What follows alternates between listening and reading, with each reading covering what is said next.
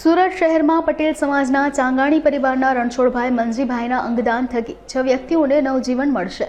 મૂળ જામનગરમાં હરસદપુર ગામના વતની અને હાલમાં પાસુદ્રા પાટિયા ખાતે સુરભી રોયલ ખાતે રહેતા 69 વર્ષીય રણછોડભાઈ ચાંગાણીને બ્રેઇન ડેડ જાહેર કરાયા હતા।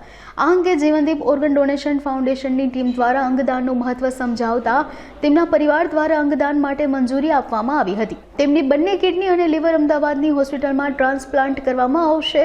આ સાથે જ ફરીદાબાદ ખાનગી હોસ્પિટલમાં તેમનો એક હાથ સ્વીકારાયો હતો, જ્યારે તેમના ચક્ષુ લો દ્રષ્ટિ ચક્ષુ બેંક દ્વારા સ્વીકારવામાં આવ્યા છે। Vipul Talaviya Jeevandeep organ donation foundation Surat. ગતરોજ પીપી સવાણી હોસ્પિટલથી ડૉક્ટર જિગ્નેશ ગેંગડિયા સાહેબનો ફોન આવ્યો હતો કે પીપી સવાણી હોસ્પિટલમાં એક બ્રેઇન ડેડ પેશન્ટ છે, 68 વર્ષીય દાદા। અમે ત્યાં પહોંચ્યા ત્યારે ચાંગાણી પરિવારના રણછોડભાઈ જે બ્રેઇન ડેડ હતા તેઓના પરિવારજનોને મળ્યા। બ્રેઇન ડેડ શું છે એમની માહિતી એમના પરિવારજનોને આપી એટલે તરત જ એ લોકોએ કીધું અમને 3 વર્ષ અગાઉ અમારા એક સંબંધી છે ફળદુ પરિવારની દીકરીને 3 વર્ષ અગાઉ એમને એક કિડની મળી છે IKDRC અમદાવાદ ખાતેથી।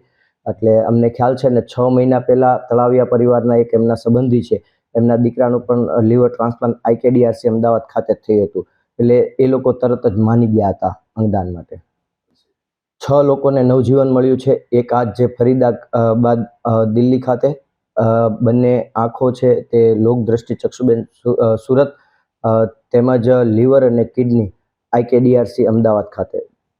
બસ અમારું એટલું જ કહેવું છે કે અંગદાન એ સર્વશ્રેષ્ઠ દાન છે। આપણે જેટલા પણ શક્ય હોય એટલા અંગદાન અવેરનેસ માટે લોકોને પ્રેરિત કરીએ, વધુમાં વધુ લોકોને આપણે પ્રેરણા આપીએ કે જ્યારે કોઈ પણ દર્દી બ્રેઇન ડેડ હોય ત્યારે એમનું અંગદાન થાય તો અન્ય લોકોનું જે જીવ જોખમમાં છે એનો જીવ બચાવી શકાય ને એમને નવજીવન મળી શકે।